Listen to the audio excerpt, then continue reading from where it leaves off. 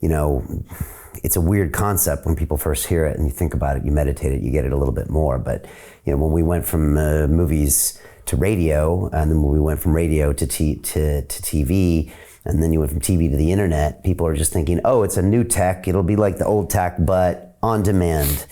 And, you know, when we first saw YouTube, it was like, well, YouTube is just what was on TV, but now on demand. And it's like, no, it's a brand new medium with brand new ramifications, and it creates cultures, it creates feedback loops, it creates something that you don't even know what it's going to become. It's on someone's mobile, it becomes more intimate.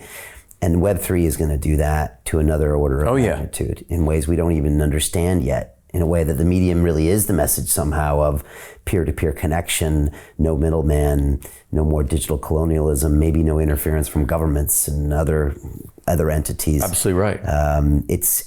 It's more than just money, and it's more than just collecting things. It's more than just entertainment. It's but acceleration of humanity somehow. You're absolutely right about that. Keep one thing in mind though, that's hard to lose sight of, or easy to lose sight of. Sorry. Whether it's YouTube, or radio, or TV, or web, or Web3. At the end of the day, again, this goes back to my vision on this from Orange Comet. At the end of the day, I've always said that the technology gets you there, but the content keeps you there. You've never sat in a movie theater before and been in this amazing plush seat, and you're staring at this massive screen, and you got speakers all around you, and you're in this beautiful surround, facility, and you've sat there and have ever been in a theater saying, God, how the fuck do they do this? That projector is pushing this picture onto this screen, and we're seeing it in this live thing, and I'm feeling my seats vibe. We don't ever think that. We don't think about the technology. All we think about in this theater is, this movie's great, or this thing sucks. I can't believe I just paid $18 for a ticket for this. Because at the end of the day, it's the content that we connect to. We don't connect to the technology. We think about it for a second, the technology. Just think about it. Do we think about the technology that this thing is doing? We really don't. Yeah. We just go like, I got this device. I don't even know what the fuck is in this thing to do this. Yeah, you just use it. I'm just using it. Yeah. I can connect to the world on this thing. And for a second, I may think about it, but at the end of the day, I just want the phone to work. I want a great signal. I want to go online. I want to be able to text somebody. I want to be able to pull this up. I want to be on my social, because that's what we're emotionally connected to. And that is what Web3 is going to do as well. The blockchain technology behind it is amazing, game-changing.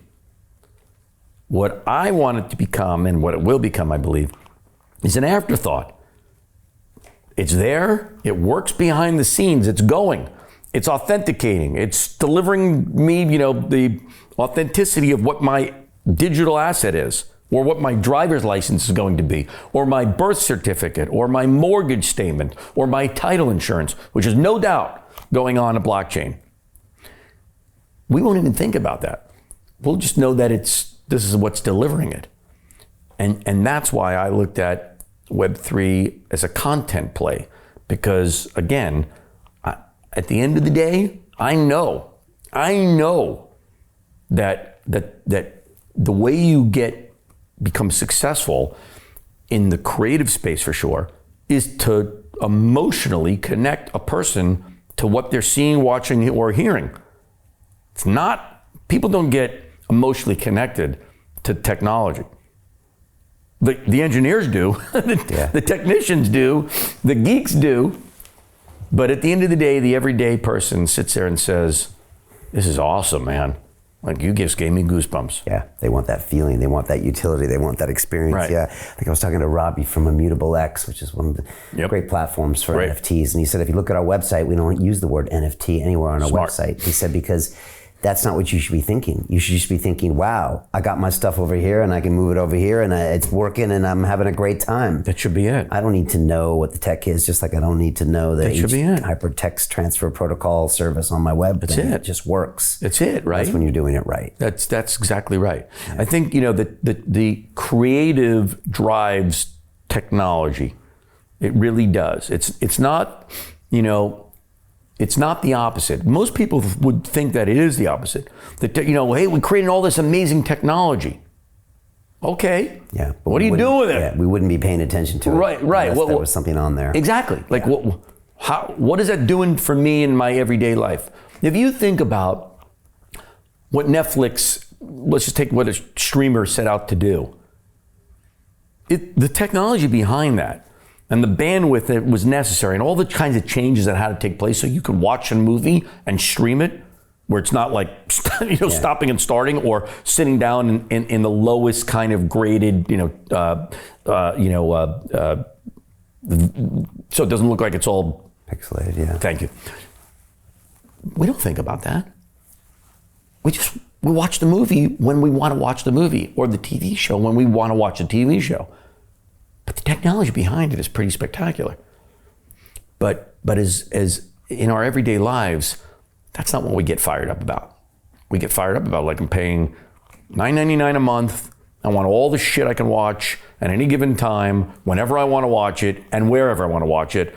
And I'm able to watch, Breaking Bad on Netflix. Holy shit! I can watch every season there and watch every episode all at once if I wanted to sit there and waste my life away for the next month. But that's we care about the content. So Jim Rickards has just recorded a video that's not available to anyone in the public, and he's going to be talking about how this upcoming recession is going to be fast, it's going to be bloody, it's going to be nasty. But at the same time, he's going to show you how you can position yourself to profit from all of this chaos. Now, we've made this video only available to our viewers. Go to londonreal.tv/Jim. Watch that immediately. I can't say enough good things about Jim Rickards. He understands the global economic system better than any guest I've ever had on London Real. His predictions are almost uncannily true, and you can learn how to profit from his vision, from his expertise, and his understanding of economics. So go to londonreal.tv/Jim or click the link below. It's an excellent, excellent look on what's going to happen in the future and how you can position yourself to profit from that. Jim is one of the best in the business, one of my favorite guests on London Real, and he's very, very good at predicting the future and showing us all to profit from it. So click the link, and I hope you enjoy. The greedy bankers are about to do it again. In 2008, they crashed our financial system and nearly bankrupted the entire global economy. Then they received trillions of dollars in government bailouts. And after, they demanded fat bonuses paid for by you, the taxpayer.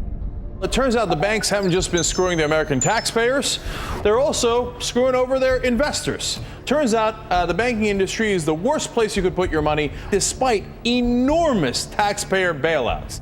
Now the bankers are back to take away your financial freedom. They lie and tell you that cryptocurrency isn't safe. They try to make it illegal for you to choose how to invest your hard-earned money. They lie and say cryptocurrency is used by money launderers and criminals. But look at the record. It's the banks themselves that launder hundreds of billions of dollars every year to the biggest criminal operations in the world.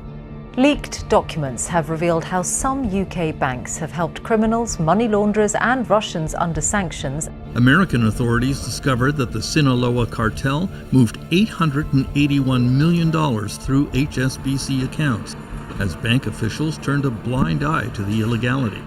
The bankers lie and say cryptocurrency is not a real investment.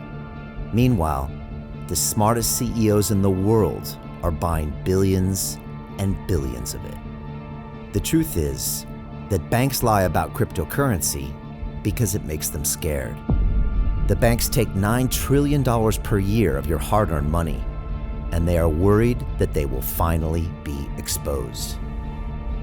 They're scared because crypto means they can no longer control your money, which means they can no longer control you. They are scared because you might actually understand your money and intelligently decide what to do with it. Now is the time for us to come together, fight back, and take control. It's time to educate ourselves, our families, and our communities. Because financial education means financial freedom. We know that cryptocurrencies will help us build the new decentralized financial system of the future. A banking system that is of the people, by the people, and for the people. A banking system where access to finance is a fundamental human right. A banking system that is free and fair and welcomes all humans on this earth. The DeFi revolution is happening. We, the people, can no longer be fooled. We choose to take control of our finances. We choose to take control of our freedom. We choose to take control of our future. Join us, and let's take back our financial freedom forever.